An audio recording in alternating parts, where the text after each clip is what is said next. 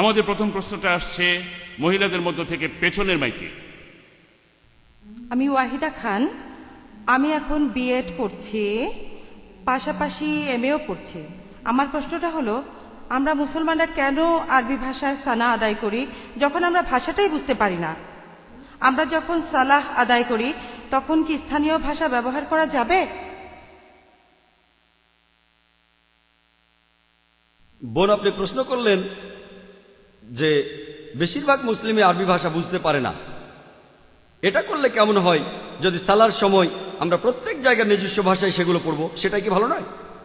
আমি তর্কের খাতিরে ধরুন আপনার কথাটা মেনে নিলাম যে আমরা স্থানীয় ভাষায় সালা আদায় করব।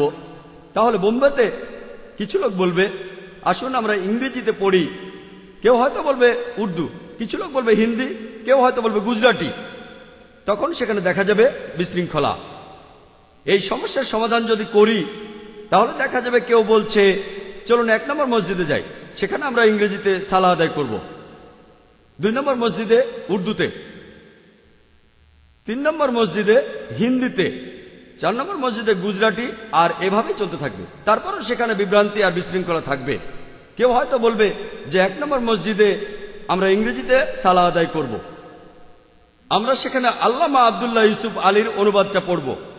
আবার কেউ বলল আমরা পিকটালের অনুবাদটা পড়ব।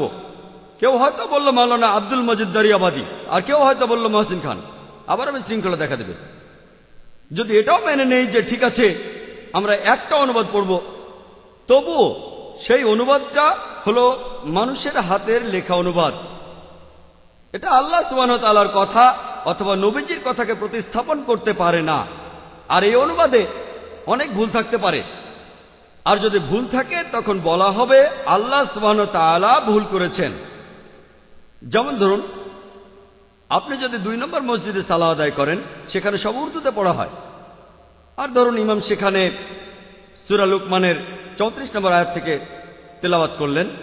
আপনারা যদি কোরআনের অনুবাদ পড়েন, বেশিরভাগ উর্দু অনুবাদে পবিত্র কোরআনের এই আয়াতটার অনুবাদ করা হয়েছে যে আল্লাহ তাআলা ছাড়া অন্য কেউ জানে না যে মায়ের গর্ভে অবস্থিত সন্তানের লিঙ্গটা কি। যদি আরবিতে কোরআন শরীফ পড়েন, আরবিতে লিঙ্গ শব্দটা কোরআনের কোথাও নেই। উর্দুতে বেশিরভাগ অনুবাদক অনুবাদ করার সময় এভাবে লিখেছেন। আর যদি কোনো ডাক্তার সালা আদায় করে, সে ভাবতে শুরু করবে যে এটা কোন ধরনের কথা যে আল্লাহ ছাড়া কেউ জানে না মায়ের গর্ভে অবস্থিত সন্তানের লিঙ্গটা কি হবে। এখনকার দিনে আল্ট্রাসোনোগ্রাফির মাধ্যমে আমরা আগে থেকে জানতে পারি সন্তানের লিঙ্গ কি। সে সন্দেহ করা শুরু করবে। আর সেজন্য আপনি অনুবাদটা পড়তে পারবেন না। কারণ যদি অনুবাদটা পড়েন আর সেখানে কোনো ভুল করেন, তখন বলা হবে আল্লাহ সুবহানাহু ওয়া তাআলা ভুল করেছেন যদি সেটা কোরআনের কোনো আয়াত হয়, অথবা বলা হবে নবীজি ভুল করেছেন যদি কোনো হাদিস হয়। আর আপনি অনুবাদের মধ্যে কখনো পুরো অর্থটা পাবেন না। অনুবাদের সাহায্যে আপনি আংশিকভাবে অর্থটা পাবেন, যেন মনোযোগ দিতে পারেন। যেমন ধরুন আমি প্রায় বিভিন্ন দেশে যাই।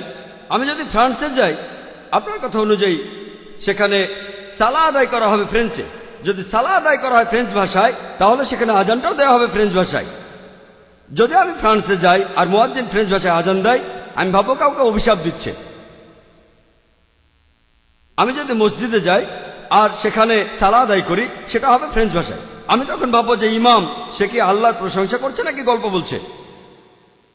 তাহলে সালা যদি আরবিতে হয়, আর আমি যদি হই একজন ইন্ডিয়ান যে ফ্রেঞ্চ ভাষা বা জার্মান ভাষা জানে না, যদি আমি কখনো জার্মানিতে যাই অথবা ফ্রান্সে অথবা স্পেনে অথবা পৃথিবীর যে কোনো দেশে আমি যদি সালা আদায় করি, আমি জানবো না যে সেখানে কি পড়ানো হচ্ছে, আমি তার অর্থটাও বুঝবো না।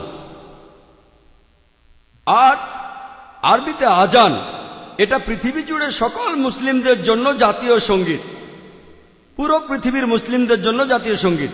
সে যে কোনো জায়গায় থাকতে পারে, সেই পৃথিবীর যে কোনো জায়গায় থাকতে পারে, সে অবশ্যই এই আজানের অর্থটা বুঝতে পারবে।